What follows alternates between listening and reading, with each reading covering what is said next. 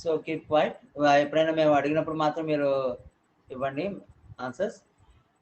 So good morning everybody. Today we are going to discuss about adiabatic and isothermal processes. సమ ఉష్ణోగ్రత మరియు స్థిరోష్ణక ప్రక్రియల గురించి మనం ఇప్పుడు వివరించుకుందాం. సమ ఉష్ణోగ్రత మరియు స్థిరోష్ణక ప్రక్రియల గురించి మనం వివరించుకుందాం. సో ఈ సమ ఉష్ణోగ్రత ప్రక్రియ అంటే ఏంటి మరియు స్థిరోష్ణ ప్రక్రియ అంటే ఏంటి, వీటి గురించి నేను మీకు ఒక స్క్రీన్ షాట్స్ చూపిస్తానండి. చూపిస్తూ మనం ఎక్స్ప్లెయిన్ చేసుకుందాం.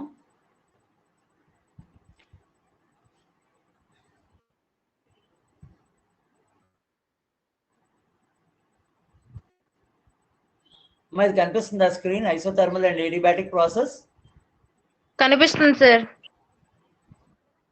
Okay then just listen. So today's topic is isothermal and adiabatic process. Isothermal అంటే సమ ఉష్ణోగ్రత, adiabatic స్థిరోష్ణక ప్రాసెస్ ప్రక్రియ. సో సమ ఉష్ణోగ్రత మరియు స్థిరోష్ణక ప్రక్రియల గురించి మనం చెప్పుకుందాం.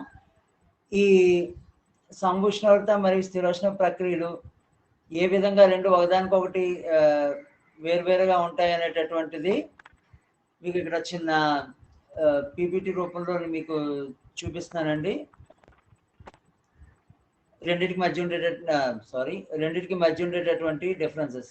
సో దానికన్నా వెళ్ళే ముందు ఫస్ట్ మనం ఉష్ణగతిక శాస్త్రంలో థర్మోడైనమిక్స్లోని అత్యంత అవసరమైనటువంటి రెండు రకాలైన ప్రక్రియలు, 2 ప్రాసెసెస్.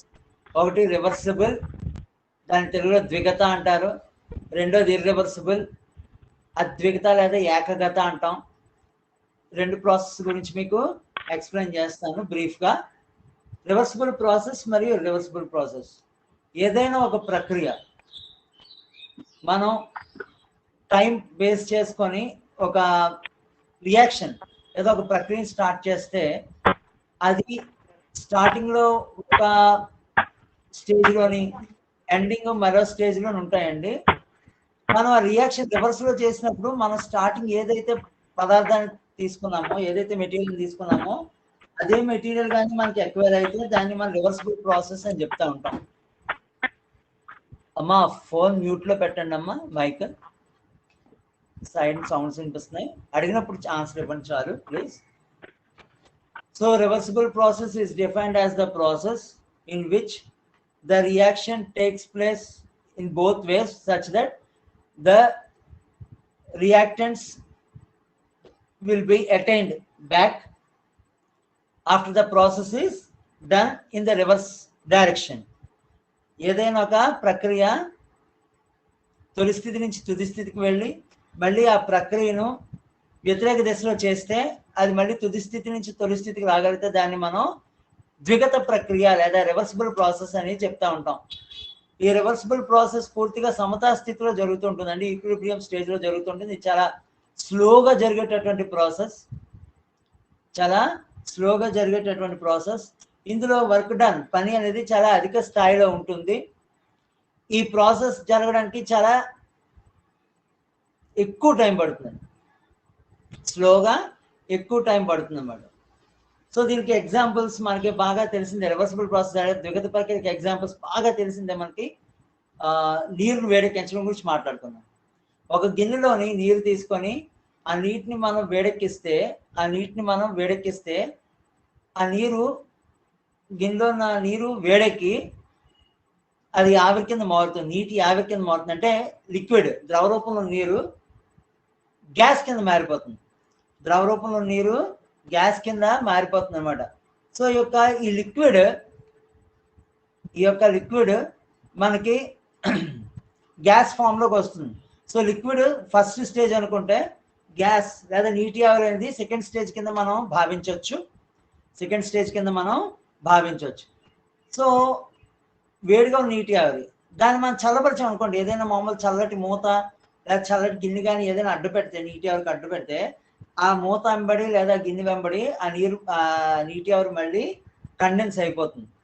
నీటి ఆవిరి మళ్ళీ చల్లబడిపోయి నీరు కింద మారిపోతుంది అనమాట. నీరు కింద మారిపోయి బిందువుల రూపంలో బొట్టులుగా కింద జారిపోతుంది.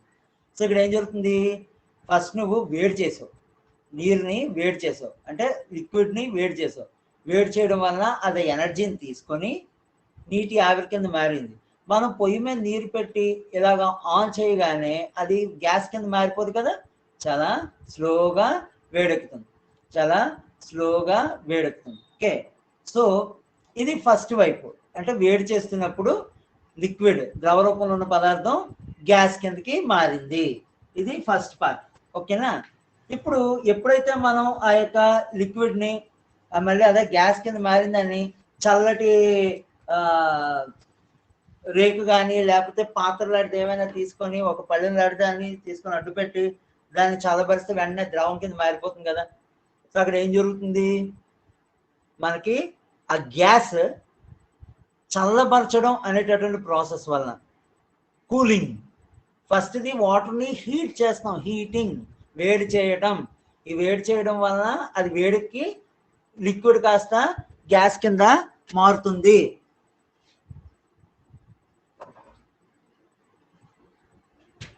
రెండోది ఏంటి, ఆ యొక్క గ్యాస్ని కూల్ చేస్తున్నాం, చల్లబరుస్తున్నాం. చల్లబరచడం వలన అది మళ్ళీ తిరిగి లిక్విడ్ కింద మారుతుంది. సో ఇక్కడ మనకి రెండు ప్రాసెసెస్ జరిగాయి, రెండు రియాక్షన్స్ జరిగాయి. ఒకటి హీటింగ్ వేడి చేయడం, రెండోది కూలింగ్ చల్లబరచడం. సో ఈ రెండు ప్రాసెస్లో స్టార్టింగ్ పదార్థం అయినటువంటి వాటర్ లేదా ద్రవరూపం నీరు, మళ్ళీ చివరి రెండో ప్రాసెస్ కూడా ఎండ్ అయ్యేసరికి మళ్ళీ మనకు వచ్చింది ఏంటి, నీరే. అంటే దాని అర్థం ఏంటి, పదార్థం తాలూకా స్థితి, the state of the material will not change. ఇలాంటి ప్రాసెసెస్ని మనం రివర్సిబుల్ ప్రాసెసెస్ అంటారు. మీకు అందరికీ బాగా తెలిసిందే కదా, నీరుని వేడెక్కించడం ఎంతైతే చాలా టైం తీసుకుంటుందో, వేడిగా నీరు చల్లబడడానికి కూడా చాలా ఎక్కువ మొత్తంలో టైం తీసుకుంటుందండి. ఎందుకంటే బాగా వేడిగా నీరు కొంచెం త్వరగా చల్లబడుతుందండి, కానీ గోరువెచ్చగా నీరు మాత్రం మామూలు రూమ్ టెంపరేచర్ గది ఉష్ణోగ్రతకి రావడానికి మాత్రం చాలా ఎక్కువ టైం తీసుకుంటుంది అన్నమాట, చాలా ఎక్కువ టైం తీసుకుంటుంది. ఈ రివర్సిబుల్ ప్రాసెస్ అనేది ఎప్పుడు చూసినా ఈక్విలిబ్రియం స్టేజ్లో ఉంటుంది, అంటే సమతా స్థితిలో ఉంటుంది. ఏదైనా సరే సమతా స్థితిలో ఉంటుంది. అంటే ద్రవ రూపంలోని ఉన్నటువంటి నీరు, లిక్విడ్ వాటర్ ఎంతైతే వేపర్ కింద మారుతుందో, ఎంతైతే గ్యాస్ ఆవిరి కింద మారుతుందో, అంతే ఆవిరి నీటి కింద మారుతుంది. మరి ఇంకోటి ఏంటంటే, ఈ యొక్క ఉష్ణ సమతా స్థితి థర్మల్ ఈక్విలిబ్రియం మీద ఎలా అటైన్ అవుతుంది అంటే, నువ్వు వేడి చేస్తున్నంతసేపు నీరు వేడెక్కుతుంది, వేడి చేస్తున్నంతసేపు నీరు వేడెక్కుతుంది. ఒకసారి వేడెక్కాక నీకు ఆవిరి రావడం మొదలెట్టాక నీరుకి వేడెక్కదండి. సే ఫర్ ఎగ్జాంపుల్ 75 డిగ్రీల సెంటిగ్రేడ్ వద్ద నీటి ఆవిరి మనకి ఏర్పడింది అనుకుందాం. సో అదే 70 డిగ్రీ సెంటిగ్రేడ్ దగ్గర అటు నీరు ఉంటుంది అంటే లిక్విడ్ ఫామ్, ఇటు నీటి ఆవిరి అంటే గ్యాస్ ఫార్మ్. వాటర్ వేపర్ ఉంటుంది, వాటర్ ఉంటుంది, రెండు ఒకే టెంపరేచర్ దగ్గర ఎగ్జిస్ట్ అవుతాయి.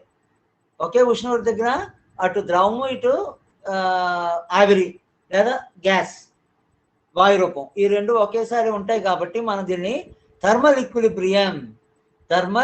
ఈక్విలిబ్రియం లేదా ఉష్ణ సమతా స్థితి అనేసి చెప్పొచ్చు అనమాట. ఉష్ణ సమతా స్థితి అని చెప్పేసి చెప్పొచ్చు. సో ఇలాంటి ప్రాసెస్ అన్ని ప్రకృతిలో చాలా జరుగుతూ ఉంటాయండి. ఫర్ ఎగ్జాంపుల్ సముద్రాల్లో నీరు ఆవిరవడం, వేడికి సూర్యుడి వేడికి ఆవిరయ్యి పైకి వెళ్ళి మేఘాల కింద ఏర్పడడం, మేఘాలు కొండలు ఢీకొన్నప్పుడు చల్లబడడం. మేఘాలు చాలా వేడిగా ఉంటాయండి, మేఘాలు కొండను ఢీకొన్నప్పుడు చల్లబడడం, చల్లబడినటువంటి మేఘాల్లోంచి మళ్ళీ నీటి ఆవిరి కాస్త చల్లబడి నీరు కింద మారి వర్షం కింద పడి మళ్ళీ సముద్రాల్లో కలవడం. సో ఇదంతా మనకు ఒక సైక్లిక్ ప్రాసెస్, ఒక చక్రీయ ప్రక్రియ. సో రివర్సిబుల్ ప్రాసెస్ అన్ని సైక్లిక్, ఫస్ట్ స్టేజ్ నుంచి ఫైనల్ స్టేజ్కి వెళ్తాయి, ఫైనల్ స్టేజ్ నుంచి మళ్ళీ ఫస్ట్ స్టేజ్కి వస్తాయి. సో ఇదంతా ఒక సైక్లిక్ ప్రాసెస్ అనమాట. అదేవిధంగా ఇర్రివర్సిబుల్ ప్రాసెస్, ఏకగత ప్రక్రియ, ఇది ఒక్క డైరెక్షన్లో మాత్రమే జరుగుతుంది, చాలా ఫాస్ట్గా జరుగుతుంది. ఒక డైరెక్షన్లో మాత్రమే జరుగుతుంది, చాలా స్పీడ్గా జరుగుతుంది. ఇక్కడ సమతా స్థితి అనేది ఉండదు, సమతా స్థితి అనేది ఉండదు. దీన్ని మనం ఈజీగా కొలవగలము, దీన్ని మనం చాలా ఈజీగా కొలవగలం. పని కూడా చాలా తక్కువగా జరుగుతుంది, వర్క్ కూడా చాలా తక్కువగా ఉంటుంది. సో ఇర్రివర్సిబుల్ ప్రాసెస్ లేదా ఏకగత ప్రక్రియకి బెస్ట్ ఎగ్జాంపుల్ చెప్పండి ఎవరికైనా తెలిస్తే. నేనే చెప్తాను. కర్రల్ని మండిస్తే ఏమొస్తుంది, బొగ్గు వస్తుంది. బొగ్గుని మండిస్తే బూడిద వస్తుంది. సో ఇదంతా మండటం, కంబషన్ లేదా వేడి చేయడం అంటాం. దాన్ని రివర్స్ చేయగలమా? బూడిదని చల్లబరిస్తే బొగ్గుని చల్లబరిస్తే కర్ర రాదు కదా. సో ఇక్కడ ఈ ప్రాసెస్ ఏంటి అంటే ఇనీషియల్ స్టేజ్, ఫస్ట్ తీసుకున్నటువంటి పదార్థం ఫైనల్ స్టేజ్కి వచ్చేసరికి పూర్తిగా చేంజెస్ వచ్చేస్తాయి, పూర్తిగా మారిపోతాయి. సో ఇలా మారిపోవడం వలన మనం ఎట్టి పరిస్థితులను దాని గురించి ఖచ్చితంగా మళ్ళీ తొలి పదార్థం వస్తుంది అనేటటువంటి కన్ఫర్మేషన్ అయితే ఉండదన్నమాట. ఇది చాలా స్పీడ్గా జరుగుతుంది. ఫర్ ఎగ్జాంపుల్ కర్రముక్కలు తీసుకున్నాం అనుకోండి, ఎంత టైంలో దాన్ని మండించవచ్చు అనేటటువంటిది మీకు ఈజీగా తెలుసు. చిన్న కర్రముక్కలు అయితే తొందరగా బూడిదైపోతే, కొంచెం పెద్ద సైజు కర్రముక్కలు లేదా దొంగలు అయితే కొంచెం ఎక్కువ టైం పడుతుంది, అంతే. అంతమించి లేదు కాబట్టి దీన్ని మనం మెజర్ చేయొచ్చు. సో ఇది రివర్సిబుల్ అండ్ ఇర్రివర్సిబుల్ ప్రాసెస్ అనమాట. థర్మోడైనమిక్స్లో లేదా ఉష్ణగతిక శాస్త్రంలోని అత్యంత ముఖ్యమైనటువంటి చర్యలు ఇవి రెండు. సో వీటిలో మనం రివర్సిబుల్ ప్రాసెస్ గురించి ఇప్పుడు నేర్చుకుందామండి. ఈ థర్మోడైనమిక్ ప్రాసెసెస్లోని 4 రకాలైనటువంటివి ఉంటాయి. ఓకే, ఫస్ట్ది ఐసోబారిక్ ప్రాసెస్, స్థిర పీడన ప్రక్రియ, సమపీడన ప్రక్రియ. ఐసోబారిక్ ప్రాసెస్, ఇక్కడ pressure remains constant. The thermodynamic process in which the pressure remains constant is known as isobaric process. ఏ ఉష్ణగతిక ప్రక్రియలో అయితే పీడనము స్థిరంగా ఉంటుందో ఆ ప్రక్రియని మనం ఐసోబారిక్ ప్రాసెస్ లేదా సమపీడన ప్రక్రియ అనేసి చెప్తా ఉంటారు. రెండోది isochoric process. Thermodynamic process in which the volume remains constant is called isochoric process. Isochoric process. ఏ ఉష్ణగతిక ప్రక్రియలో అయితే ఘనపరిమాణం ఎల్లవేళలా స్థిరంగా ఉంటుందంటే ప్రయోగం మొదలవ్వక ముందు, ప్రయోగం పూర్తయిన తర్వాత ఘనపరిమాణం స్థిరంగా ఉంటుందో అలాంటి ప్రక్రియల్ని మనం సమ ఘనపరిమాణ ప్రక్రియ అనేసి చెప్తా ఉంటారు. నెక్స్ట్ మూడోటటువంటిది ఎడియాబాటిక్ ప్రాసెస్. ఎడియాబాటిక్ ప్రాసెస్ లేదా సమ స్థిరోష్ణక ప్రక్రియ. Thermodynamic process in which there is no heat transfer involved is called adiabatic process. ఏ ఉష్ణగతిక ప్రక్రియలనైతే శక్తిలో మార్పు ఉండదో లేదా ఉష్ణం బదిలీ ఉండదో అలాంటి ప్రక్రియలను మనం ఎడియాబాటిక్ లేదా స్థిరోష్ణక ప్రక్రియ అనేసి చెప్తా ఉంటారు. Next isothermal process. The process in which the temperature remains constant is known as isothermal process. ఏ ఉష్ణగతిక ప్రక్రియలోనైతే ఉష్ణోగ్రత స్థిరంగా ఉంటుందో ఆ ప్రక్రియను మనం ఐసోథర్మల్ లేదా సమ ఉష్ణోగ్రత ప్రక్రియ అని చెప్తూ ఉంటాం. సో ఇక్కడ మొత్తం 4 ప్రక్రియలు అండి. ఫస్ట్ది ఐసోబారిక్ సమపీడన, రెండోటటువంటిది ఐసోకోరిక్ సమ ఘనపరిమాణ, మూడోటటువంటిది ఎడియాబాటిక్ స్థిరోష్ణక, నాలుగోటటువంటిది ఐసోథర్మల్ సమ ఉష్ణోగ్రత. సో ఈ విధంగా మొత్తం 4 ప్రాసెసెస్ మనం నేర్చుకుంటాము ఈ యొక్క ఉష్ణగతిక శాస్త్రంలో, థర్మోడైనమిక్స్లో. ఈ క్లాస్లో మనం ఎడియాబాటిక్ మరియు ఐసోథర్మల్ ఈ రెండింటి గురించి మనం తెలుసుకుందామండి. So what is adiabatic process and what is isothermal process? స్థిరోష్ణక సమ ఉష్ణోగ్రత ప్రక్రియ ఐసోథర్మల్, స్థిరోష్ణక ప్రక్రియ ఎడియాబాటిక్ అంటే ఏంటి? సో ఇక్కడ ఈ యొక్క చిత్రాలను మీరు ఒకసారి గమనించినట్లయితే ఫస్ట్ చిత్రంలో చూడండి, కింద నుంచి మనం మంట ఇవ్వడం వలన లోపల ఉన్న పదార్థం వేడెక్కుతుంది. అంటే ఏంటి? ఇక్కడ బయట నుంచి సరౌండింగ్స్ నుంచి పదార్థం, ఈ లోపల ఉన్న పదార్థాన్ని మెటీరియల్ని మనం సిస్టమ్ అంటామండి. It's a closed system. If you can watch, it's a closed box, it's a closed system. Okay, so ఇలా క్లోజ్డ్ సిస్టమ్స్లో మనం సరౌండింగ్స్ నుంచి లోపలికి హీట్ని పంపిస్తున్నాం. వీఆర్ ట్రాన్స్ఫరింగ్ హీట్, ఉష్ణము లోపలికి పదార్థం లోపలికి పంపించి దాన్ని వేడెక్కిస్తున్నాం. Whereas the second process we are not supplying any heat. మనం బయట నుంచి ఏ విధమైనటువంటి వేడిని ఇక్కడ ఇవ్వట్లే. ఇక్కడ మంట ఉంది, ఇక్కడ ఎక్కడ మంట కనబడట్లేదు. ఓకే, సో ఇక్కడ ఏం చేస్తున్నామంటే సెకండ్ ప్రాసెస్లోని మనం ఆల్రెడీ వస్తువుకు ఆ యొక్క పదార్థం మెటీరియల్కి ఉన్నటువంటి హీట్నే మనం పెంచుతున్నాం, మనం ఇంక్రీజ్ చేస్తున్నాం without supplying any external heat, బయట నుంచి వేడి ఏమి ఇవ్వకుండా మనం దాన్ని ఇంక్రీజ్ చేస్తున్నాం. ఏ విధంగా?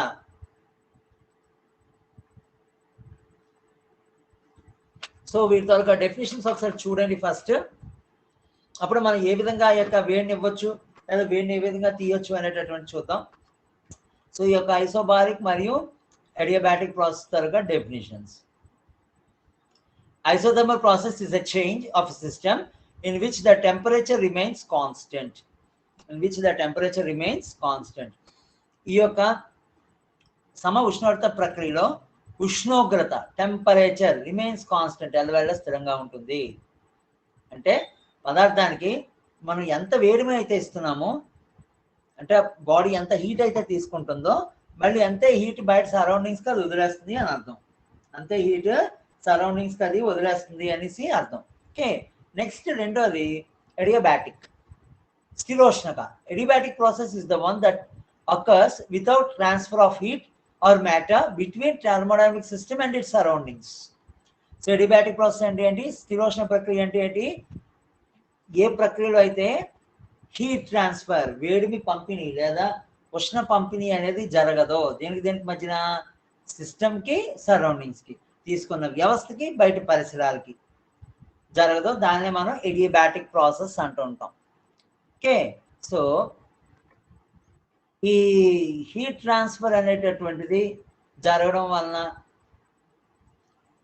ఈ ఐసోథర్మల్ మరియు అడియాబాటిక్ ప్రాసెస్లో వచ్చేటటువంటి మార్పులు ఏ విధంగా ఉంటాయో ఒకసారి గమనించండి.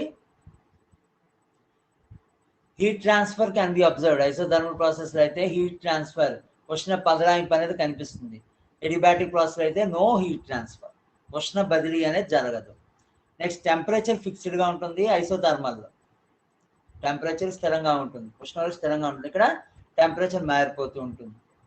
Okay, next and most important, work done is due to the change in the net heat content of the system.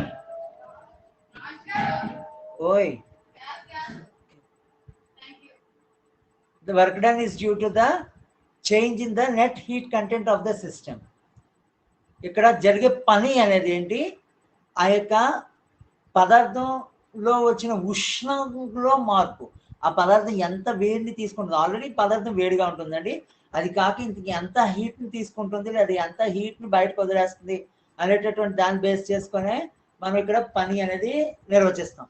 అదే అడియాబాటిక్ ప్రాసెస్ లేదా స్థిరోష్ణ ప్రక్రియలు అయితే, జస్ట్ వెయిట్ 1 సెకండ్.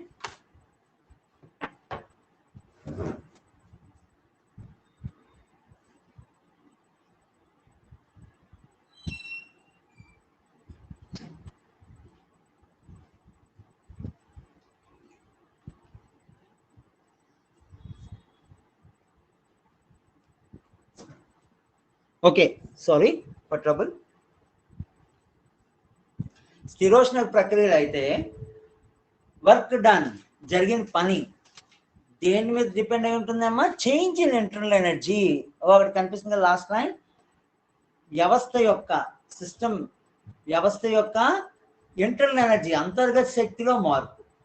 వ్యవస్థ యొక్క అంతర్గత శక్తిలో మార్పు, దీన్ని బట్టే మనకి అక్కడ జరిగిన పని ఆధారపడి ఉంటుంది అనమాట.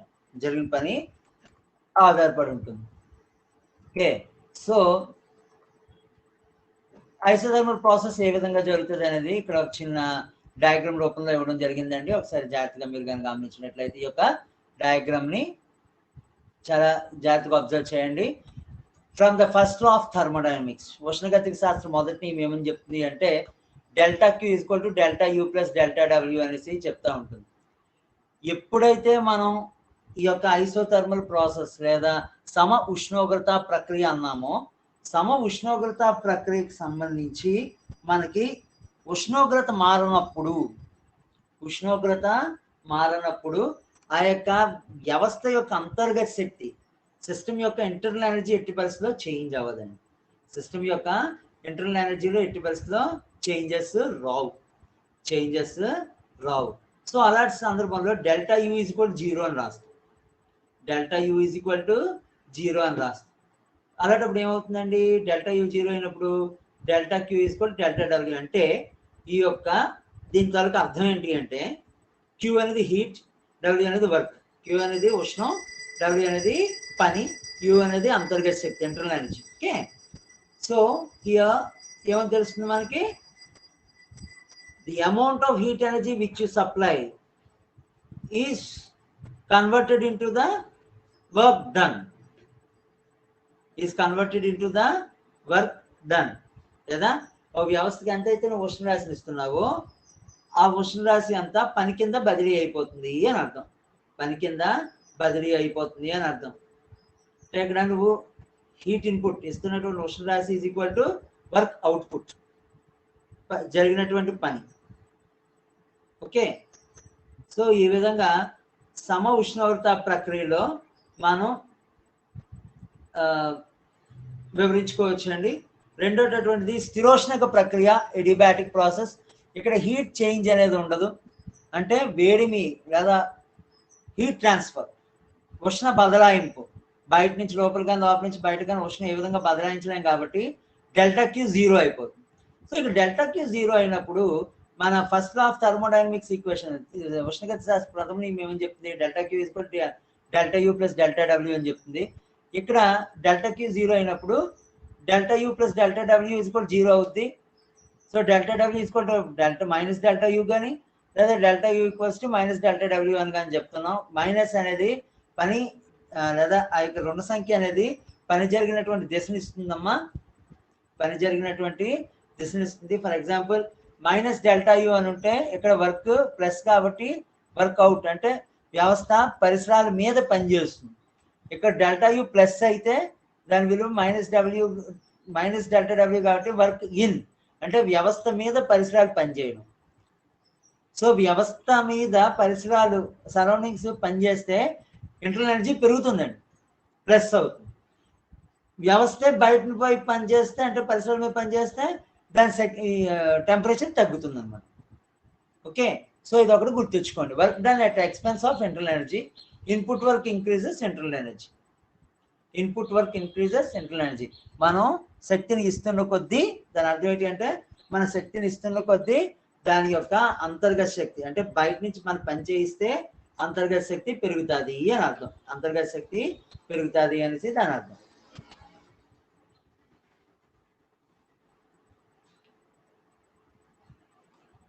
సో ఐసోథర్మల్ ప్రాసెస్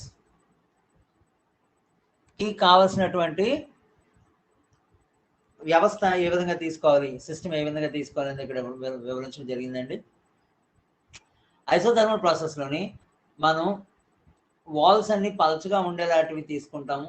అంటే ఇక్కడ ఫర్ ఎగ్జాంపుల్ ఫస్ట్ ఒక 3 sides ఏమొచ్చి మనకి హీట్ ట్రాన్స్ఫర్ ఉండకూడదు, వేడిమి బయటకు వెళ్ళకూడదు, ఒక సైడ్ మాత్రం వేడిమి లోపలికి బయటికి వెళ్ళాలి, ఆ విధంగా తీసుకుంటాం అనమాట. ఓకే, అదే ఎడియాబాటిక్ ప్రాసెస్లో అయితే మొత్తం గోడలన్నీ దేంతో తయారు చేస్తారు, ఇన్సులేటెడ్ వాల్స్. గోడలన్నీ ఇన్సులేటెడ్ వాల్స్ అంటే ఏంటి అంటే వేడిమి లోపల నుంచి బయటికి, బయట నుంచి లోపలికి ఎట్టి పరిస్థితిలో జరగదు. ఓకేనా, సో ఇవి రెండు ఐసోథర్మల్ మరియు ఎడియాబాటిక్ ప్రాసెస్కి ఎగ్జాంపుల్స్ అనమాట. జనరల్గా స్కీమాటిక్ సిస్టమ్ ప్రకారం అయితే మనం ఈ విధంగా చూపిస్తామంటే ఐసోథర్మల్ మరియు ఎడియాబాటిక్ ప్రాసెసెస్ని. ఒక సిస్టమ్ తీసుకుంటే దాని పల్చటి గోడ రౌండ్ సర్కిల్గా కనిపిస్తుంది కదా, ఒక పల్చటి గోడతో తీసుకుంటాం, దాని చుట్టూ ఉండే పరిసరాల్లో పెట్టినట్టుగా చూపిస్తాం. ఇది ఐసోథర్మల్. గోడ బాగా మందంగా ఉండే అంటే దాని అర్థం బయట నుంచి లోపల, లోపల నుంచి బయటకి ఏ విధమైన హీట్ వెళ్ళకుండా ఉండేలాగా చూస్తాం. ఇది ఎడియాబాటిక్. ఇదేమొచ్చి ఎడియాబాటిక్ అనమాట. సో ఈ విధంగా ఐసోథర్మల్ మరియు ఎడియాబాటిక్ ప్రాసెసెస్ ఉంటాయండి. వీటిలో జరిగే పని, what is the work done in isothermal and adiabatic process, వాటి గురించి మనం we will discuss in the next class. But now I have to show you one thing. Just please go through this diagram. ఈ యొక్క diagram ఒక్కసారి చాలా జాగ్రత్తగా గమనించండి. So ఇక్కడ యారో మార్క్ చూపిస్తున్నటువంటి పొజిషన్ ఉంది కదా, ఇది దిస్ ఈస్ పిస్టన్, ముషలకం అండి. ఇది ఒక్కటే కదులుతుంది పైకి కిందికి, అందుకే యారో మార్క్ అక్కడ పెట్టడం జరిగింది. ఓకేనా, సో ఇది సబ్స్టెన్స్, ఈ ఎల్లో కలర్ లో కనిపిస్తున్నంత సబ్స్టెన్స్ పదార్థం అన్నమాట. ఇది ఒక ఫిక్స్డ్ వాల్యూమ్ దగ్గర ఉంటుంది, ఘనపరిమాణం దగ్గర ఉంటుంది. ఎప్పుడైతే నువ్వు పిస్టన్ ని ఉపయోగించి గట్టిగా ప్రెస్ చేసావో అప్పుడు ఏమవుతుంది, వాల్యూము తగ్గిపోతుంది, ప్రెషర్ పెరిగిపోతుంది. మన బాయిల్ నీమ్ ఉంది కదా, PV is equal to constant, PV is equal to స్థిరాంకం అని చెప్పేసి బాయిల్ నీమ్ ఉంది కదా, ఆ బాయిల్ నీమ్ ఇక్కడ అప్లై అవుతుంది అనమాట. ఫస్ట్ ఘనపరిమాణం ఎక్కువగా ఉన్నప్పుడు, వాల్యూమ్ ఎక్కువగా ఉన్నప్పుడు ప్రెషర్ తక్కువగా ఉంటుందండి, టెంపరేచర్ కూడా తక్కువగానే ఉంటుంది. ఎప్పుడైతే నువ్వు గట్టిగా ప్రెస్ చేసావో అంటే వాల్యూమ్ తగ్గించావో, అంటే కణాలన్నింటినీ బాగా దగ్గరికి వచ్చేలాగా చేస్తావో, అప్పుడు ఏం జరుగుతుంది అంటే వాల్యూమ్ తగ్గిపోతుంది. యాజ్ పర్ బాయిల్ నియమం ప్రకారం volume is inversely proportional to pressure. ఘనపరిమాణం మరియు పీడనం ఒకదానికొకటి రివర్స్ లో ఉంటాయి కాబట్టి ఘనపరిమాణం ఎప్పుడైతే తగ్గిందో, వాల్యూమ్ ఎప్పుడైతే తగ్గిందో ప్రెషర్ ఆటోమేటిక్ గా పెరుగుతుంది అన్నమాట. కానీ చార్లెస్ లా ప్రకారం P is proportional to T అన్నాం కదా, ప్రెషర్ కి టెంపరేచర్ ఒకదానికొకటి డైరెక్ట్లీ ప్రపోర్షనల్ కదా. సో ప్రెషర్ పెరిగినప్పుడు ఆటోమేటిక్ గా టెంపరేచర్ కూడా పెరుగుతుంది. సో ఒక ఐసోథర్మల్ ప్రాసెస్ లో మనకి టెంపరేచర్ పెరుగుతుందండి. కానీ ఈ పెరుగుతున్నటువంటి టెంపరేచర్ ఏం చేస్తున్నాం మనం, ఈ యొక్క వాల్స్ నుంచి బయటకు పంపించేస్తాం. సో పెరుగుతున్నటువంటి టెంపరేచర్ని వాల్స్ నుంచి బయటకు పంపించేస్తాం. దానివల్ల ఏమవుతుంది అంటే ఆ బాడీ ఎల్లవేళ్ళ ఒకే స్టేజ్లో ఉంటుంది. ఫర్ ఎగ్జాంపుల్ స్టార్టింగ్ నువ్వు 30 degrees సెంటిగ్రేడ్ దగ్గర బాడీని తీసుకున్నాం అనుకుందాం, గట్టిగా ప్రెస్ చేసావు, ఆ టెంపరేచర్ 50కి పెరిగింది. ఎందుకంటే ప్రెషర్ పెరిగింది, ప్రెషర్ బట్టి టెంపరేచర్ కూడా పెరుగుతుంది, కానీ 50కి పెరిగింది. ఆ పెరిగినటువంటి ఎంత డిఫరెన్స్ వచ్చిందండి, 50 - 30 20. ఓకే, 20. ఈ 20 పాయింట్స్ ఆఫ్ హీట్, ఈ 20 పాయింట్ల ఉష్ణం ఏమవుతుంది, ఈ కింద ఉండేటటువంటి గోడ నుంచి, కింద ఉండే వాళ్ళ నుంచి బయటకు పోతుంది. బయట పోవడం వల్ల ఏమవుతుందమ్మా, మళ్ళీ తిరిగి వాల్యూమ్ తగ్గినా సరే, ప్రెషర్ పెరిగినా సరే, దాని టెంపరేచర్ మాత్రం మళ్ళీ 30 degrees సెంటిగ్రేడ్ మాత్రమే ఉంటుందన్నమాట. సో దీన్ని మొత్తం గ్రాఫికల్ రిప్రజెంటేషన్ ఈ విధంగా చూపిస్తారండి. ఫస్ట్ ఏ నుంచి బికి, V1 ఘనపరిమాణం నుంచి V2 ఘనపరిమాణంకి వెళ్ళినప్పుడు ప్రెషర్ ఏ నుంచి బికి తగ్గింది. ఎప్పుడైతే మళ్ళీ ఇంకా మనం గట్టిగా దాని వల్ల వదిలేసామో వెంటనే ఆ యొక్క అది రివర్స్ అయ్యి మనకి గ్రాఫ్ ఈ విధంగా చూపిస్తుంది అన్నమాట. ఇక్కడ వర్క్ డన్, ఈ గ్రాఫ్ నుంచి జరిగిన పని ఏ విధంగా మనం లెక్కించుకోవచ్చు. ఘనపరిమాణంలో మార్పుకి అంటే వాల్యూమ్లో మార్పుకి, ప్రెషర్లో మార్పుకి మధ్య ఉండేటటువంటి రేషియోగా మనం చెప్పుకోవచ్చు. ఓకే, సో ఎడిబాటిక్ ప్రాసెస్లోని ఉన్న పెద్ద ప్రాబ్లం ఏంటి అంటే ఈ దాని వాల్యూమ్ పెంచితే ప్రెషర్ కూడా తగ్గిపోవడం వల్ల టెంపరేచర్ కూడా పడిపోతుంది. పడిపోయిన టెంపరేచర్ మళ్ళీ తిరిగి మనం పెంచాలి అంటే ఈ పైన ఉండేటువంటి యొక్క ముషలకాన్ని లేదా యొక్క పిస్టన్ని గట్టి కింద ప్రెస్ చేసి వాల్యూమ్ పెంచాలి, వాల్యూమ్ తగ్గించాలి. వాల్యూమ్ తగ్గిస్తే ప్రెషర్ పెరుగుతుంది, ప్రెషర్ పెరిగితే టెంపరేచర్ కూడా పెరుగుతుంది అనమాట. సో అది మనకి A to B డైరెక్షన్లో జరిగినట్టుగా ఇస్తారు. సో ఇక్కడ వర్క్కి ఇంటర్నల్ ఎనర్జీ రెండు ఒకదానికొకటి సమానమైనటువంటి వాల్యూస్ కలిగి ఉన్నప్పటికీ కూడా దిశాత్మకంగా వేరువేరుగా ఉంటాయి. If the magnitude is equal, delta W and delta U, but the direction will be entirely different. Okay, so that minus symbol shows the work done on the system or work done by the system. ఆ minus లేదా plus గుర్తులు ఏం చూపిస్తాయండి, వ్యవస్థ వస్తువు మీద పనిచేస్తుందా లేదా వస్తువు వ్యవస్థ మీద పనిచేస్తుందా అనేటటువంటిది మనకి ఎక్స్ప్లెయిన్ చేయడం జరుగుతుంది. నెక్స్ట్ క్లాస్లో మీకు నేను ఈ వర్క్ డన్ ప్రాసెస్ గురించి వాటి గురించి పూర్తి స్థాయిలో ఎక్స్ప్లెయిన్ చేస్తాను. సో ఈ క్లాస్లో మీరు తెలుసుకున్నటువంటి విషయాల్లో మ్యాథ్స్ మీద మనకు ఒక 5 మార్క్స్ క్వశ్చన్ కింద వస్తూ ఉంటుంది. దాన్ని మీరు చాలా జాగ్రత్తగా అబ్జర్వ్ చేసి రాసుకోవాల్సి ఉంటుందండి. నోట్స్ ఆల్రెడీ మీకు నేను ఇంతకుముందే టిక్స్ పెట్టాను, మీ దగ్గర టెస్ట్ పేపర్ బుక్స్ అవి ఉన్నాయి కదా, సో అవన్నీ మీరు ప్రిపేర్ అవుతారని ఆశిస్తున్నాను. నెక్స్ట్ క్లాస్కి కొంచెం ఎక్కువ మంది వచ్చేలాగా కొద్దిగా చూడండి. Okay, thank you.